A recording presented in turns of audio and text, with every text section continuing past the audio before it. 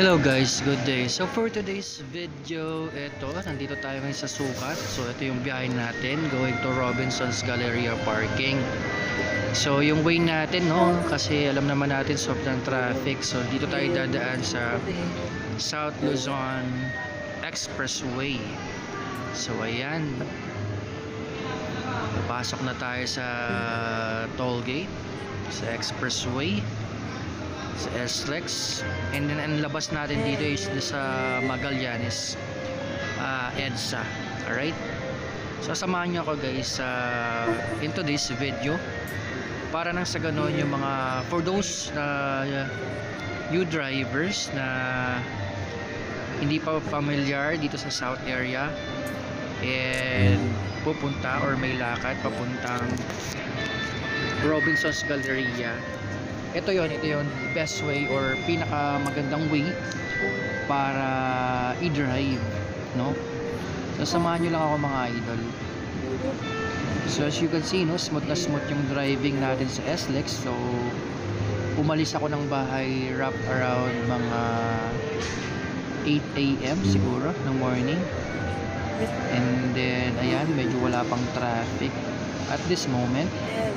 So advice ko lang for those na magta-travel, no, kasi minsan nagta-traffic talaga dito sa SLEX. So dapat talaga meron kayong baon, at least buffer time kapag nagbibiyahe kayo, kasi most often than not talagang nagta-traffic talaga sa SLEX, kasi sasalubong yan sa mga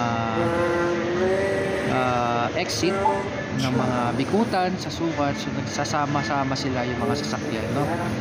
Diyan nagkukumpulan, especially dun sa may Nichols and doon sa papuntang Magallanes. So smooth yung paglabas mo ng SLEX, pero yung lalabasan mo, so ayun, yun yung kakaharapin mo naman na scenario. So mamaya makikita nyo guys kung ano yung scenario pagdating or paglabas natin na toll gate dito sa SLEX, yung pinaka last station or toll gate mismo.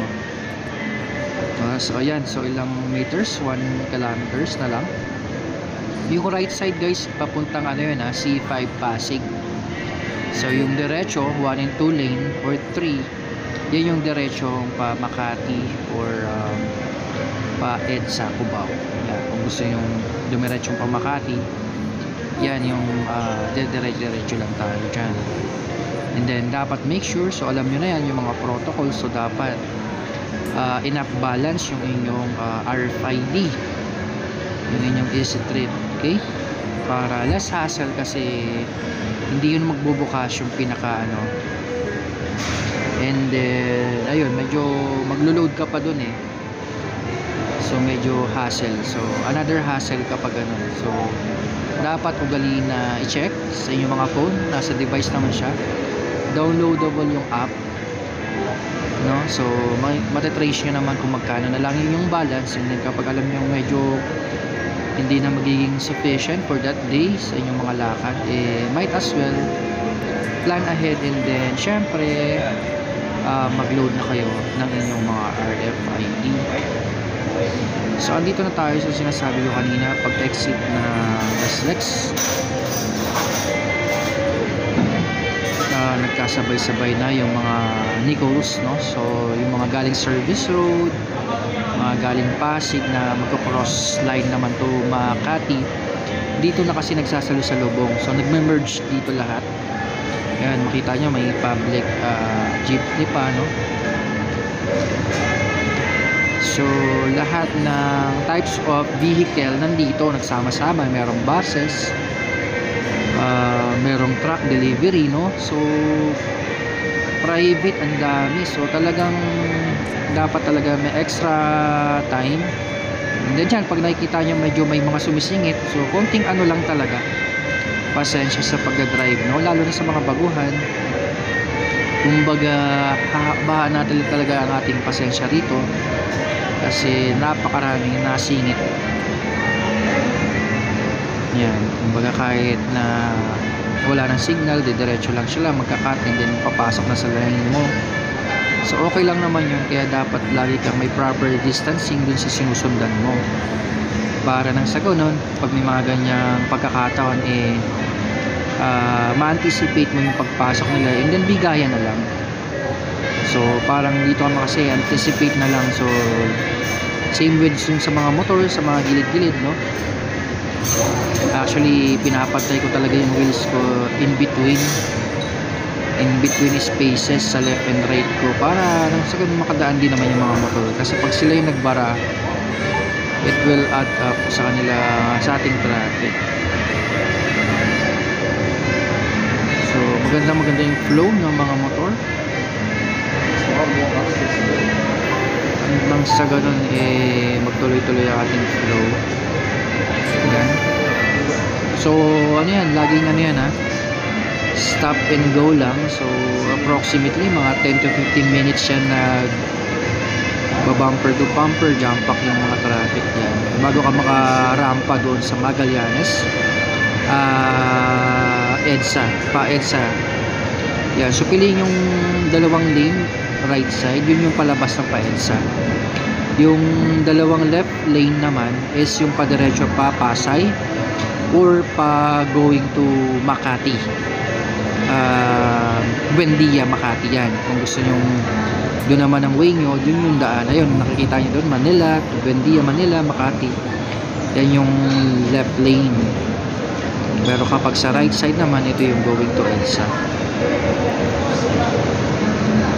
So ayun, so ayan, smooth na yung pagpalabas natin. Pero syempre alam naman natin, we all know, no, kapag nasa EDSA na tayo sa mga peak hours, so talagang another situation of jam pack ng traffic, bumper to bumper.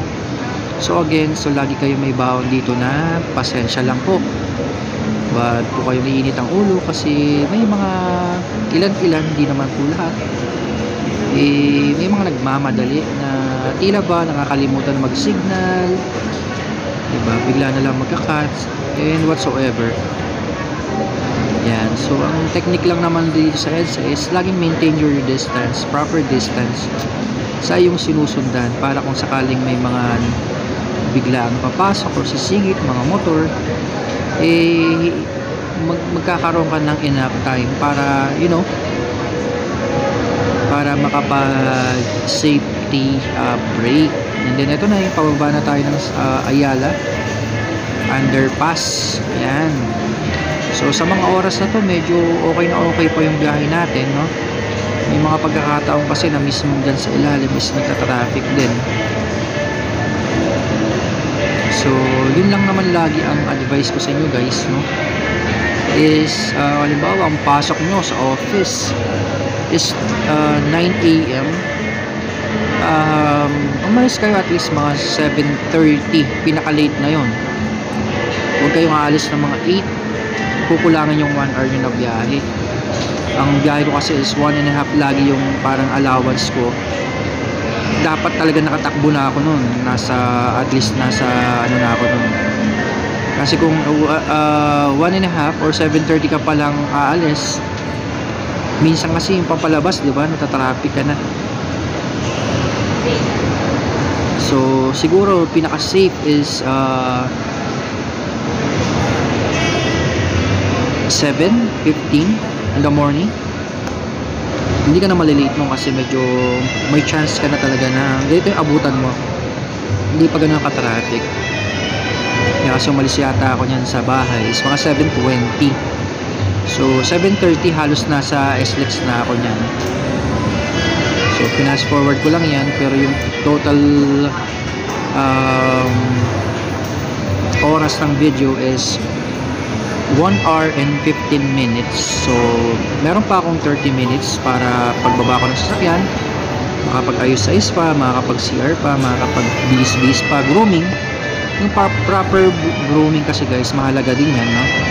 Hindi yung pagbaba mo sakto kung magbababa sa parking, 'di ba? Ayos ka pa ng gamit mo, so whatsoever, 'di ba? So maganda yung lagi kang may allowance papunta sa work.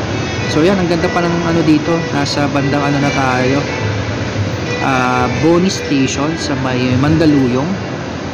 Yan. So, napakaganda ng flow during this time. So, na-maximize talaga natin yung magandang biyahe sa EDSA. So, ayan. So, ang ganda, no? Light lang yung traffic, and then hindi natin halos naramdaman na natigil-tigil talaga tayo ng matagal. Yan. Kahit may mga bumibili pa ng mga vendor, so okay lang yun. Yan. So ano lang talaga, bigayan lang sa pagdadrive. So hindi naman pagalingan, pahaba ng pasensya, at bigayan lang. Yan. So medyo dito, nag-stop and go kapag gagamit na ng sa Shaw underpass, kasi yan naman talaga nagbubulbul na din yung mga lumalabas galing dyan sa bandang Greenfield, no? Yan, so dyan nagme-merge din. So pag nakapasok ka naman na sa lane sa underpass, no, okay na, dire-diretso na. So most likely, so dire-diretso na yan. Napakaganda talaga ng biyahe kapag on time ka or may enough ka na allowance sa time, para bang hindi ka pressure sa pagmamaneho, chill drive ka lang. So no rush kumbaga, kasi alam mo may enough time ka pa, diba? So ayan, so chill lang, laging alert lang kasi may bigla ang full stop sa unahan. May mga nagawa-gawa minsan dyan sa left side dyan sa carousel lane, no? So ayan, so may bumibunging barikada, may mga nadaan-daan na tao, ibig sabihin na mga workers. So dapat alert lang yan, para iwas aberya sa disgrasya, diba? So ugaliin na lang maging pasensyoso, kasi ano man lang ba yung mga 10 seconds ka madidelay kaysa yung buong araw ka na problema dahil may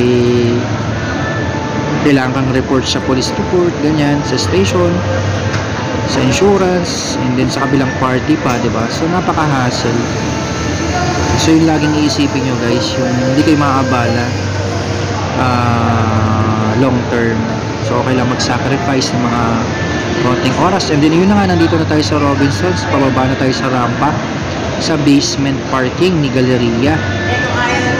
Ayan, so kukuha lang tayo ng ticket ng parking. So ipapress nyo lang yung button, no? Like any other usual na parking, o may lalabas na sa kanila card, yung parang ATM card. So yun ang lumalabas sa kanila when you press the button red, para mag-open yung parking naman sa baba. So I don't know bakit medyo hahang yung ating video, pero more or less okay naman.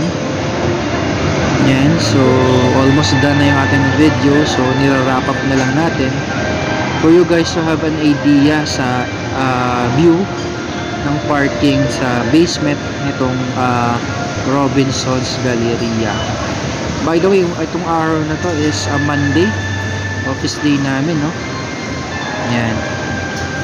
So ayun guys, thank you so much for watching. Please like and subscribe.